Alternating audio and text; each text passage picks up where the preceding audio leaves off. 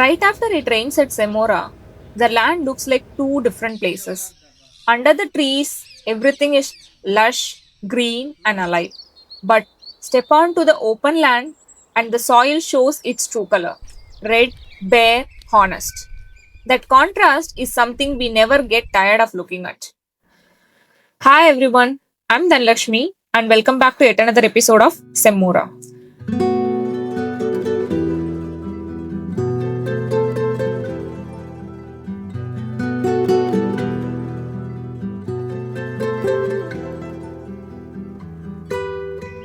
There's another reason this time of year matters to us. Right now, summer's finally starting to ease up and the first real rains are here. For a farm, that's not just a change in weather, it's a signal. Because this is usually the window when planting actually makes sense. The soils had months of heat baked into it, and the first rains are what soften it again, enough to actually hold a root instead of just cracking around it. Plant too early and you are fighting ground that is not ready. Plant too late and you miss the window the young plants actually need. So, for us, and honestly for any farmer, this stretch right after summer breaks and before the rains become routine is one of the most important windows in the whole year. It's less about the rain itself, it's about what the rain makes it possible. The moment the rain stops, we are not thinking about work. We are thinking about one thing: how much water did we just get? So, the first thing we do is go straight to the well and checking the water levels.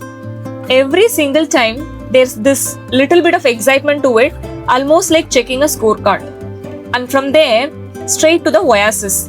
Because if the well's up, the oasis usually has its own story to tell too. There's something about seeing the water sitting higher than it was a few days ago that makes us excited. Once the water moves through the land, it leaves a record behind. You can actually see where it traveled, which direction it took, where it slowed down, and where it moved fast. For us, that's one of the most useful things about walking in the farm right after rain. It tells us whether the land is shaped the way we think it is, whether the channels are actually doing their job and taking the water where it's supposed to go. And if this is new to you, if you're just starting out on your own piece of land, this is exactly the moment to pay attention. Walk it while it's still wet. See where it pools, where it drains fast, and where it just sits. That's your land telling you where the high ground is and where the low ground is before you have dug a single channel. Sometimes the water agrees with our plant, and sometimes it has its own opinion.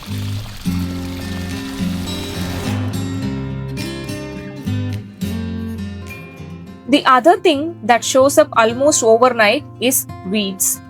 You wouldn't expect it. One day the land is bare. A day after the rain, they are just there. Honestly, when they are this small, they almost look cute. But we have learned not to be fooled by that.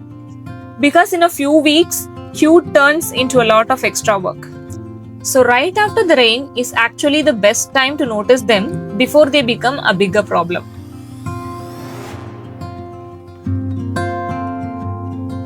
Rain also brings something else down with it: coconuts.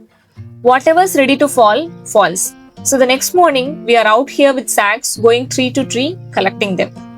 There's a smell in the air right after rain that makes this feel even better. It's not glamorous work, but every coconut we collect goes towards processing rather than just going to waste on the ground. Over time, this has just become part of our after rain routine.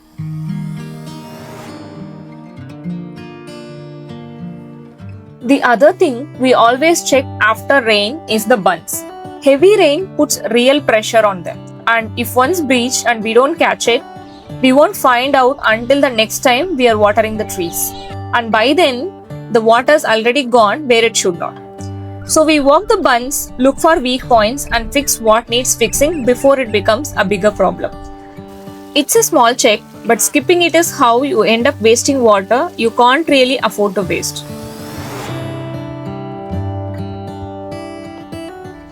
The last thing we check is the compost pits. After a heavy rain, this is actually one of the more telling checks we do. A healthy pit shows signs that the microorganisms are actually doing their job. The material breaks down properly, it doesn't just sit there. An overflowing pit tells a different story. It usually means the balance is off and it needs our attention. So we are not just checking if it rained too much into the pit, we are checking whether what's happening inside is actually working.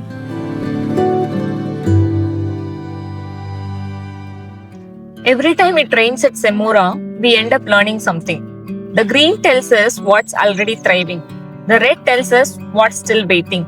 The watermarks tell us if our plants actually matches how the land behaves. And the small things, weeds, buns, compost, they are not separate cores. They are just the land giving us an honest report. There's a lightness that comes with the sound of rain here, even before we know what it has actually brought us. Honestly, more of our schedule here depends on rain than we ever expected. What we do on a Tuesday, a weekend, even a whole week, a lot of the time, the sky decides that, not us. We don't always love everything the rain reveals, but we have stopped expecting it to only show us the good parts. So the next time it rains where you are, what does the land show you? Tell us in the comments. We read everyone. And if you'd like to keep following this journey with us, please subscribe so you are here for whatever the next update we bring in. See you in the next video.